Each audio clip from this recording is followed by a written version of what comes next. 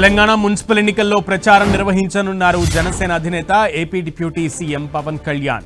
BJP అభ్యర్థుల గెలుపు కోరుతూ ఆయన ఎన్నికల ప్రచారం నిర్వహించనున్నారు. ఈ నెల 6న తెలంగాణలో పలుచోట్ల ప్రచారంలో పాల్గొంటారు. బీజేపీ అభ్యర్థులను గెలిపించాలని ఓటర్లను కోరనున్నారు. ఇవాళ పవన్ కళ్యాణ్ను కేంద్ర మంత్రి కిషన్ రెడ్డి, తెలంగాణ బీజేపీ అధ్యక్షుడు రామచంద్రరావు ఆయన నివాసంలో కలిశారు.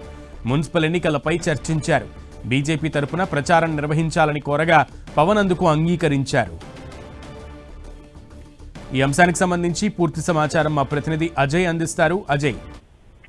సునీల్, బీజేపీ మున్సిపల్ ఎన్నికల్లో మరొక కీలక ముందడుగు వేసింది. ఈ రోజు ఆంధ్రప్రదేశ్ డిప్యూటీ సీఎం పవన్ కళ్యాణ్ ను కలిశారు కేంద్ర మంత్రి కిషన్ రెడ్డి, అదేవిధంగా బీజేపీ రాష్ట్ర అధ్యక్షుడు రామచంద్రరావు. ఇద్దరు కలిసి కూడా తెలంగాణలో జరగబోయే మున్సిపల్ ఎన్నికలపై సహా పలు రాష్ట్రంలోని తాజా రాజకీయ అంశాలపైన వారు ముగ్గురు కలిసి డిస్కషన్ చేశారు.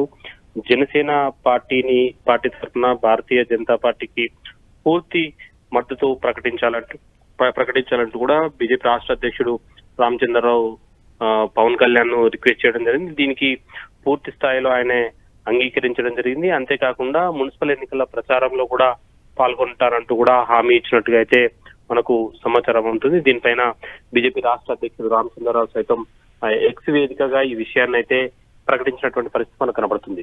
అయితే మనం ఇప్పటివరకు చూడవచ్చు, రాష్ట్ర రాజకీయాల్లో మున్సిపల్ ఎన్నికలపైన బీజేపీ కొంత దూకుడుగా వెళ్తుంది. మిత్రపక్షాలను కూడా కలుపుకొని వెళ్లేందుకు సిద్ధమవుతుందంటూ కూడా ఒక స్పష్టమైన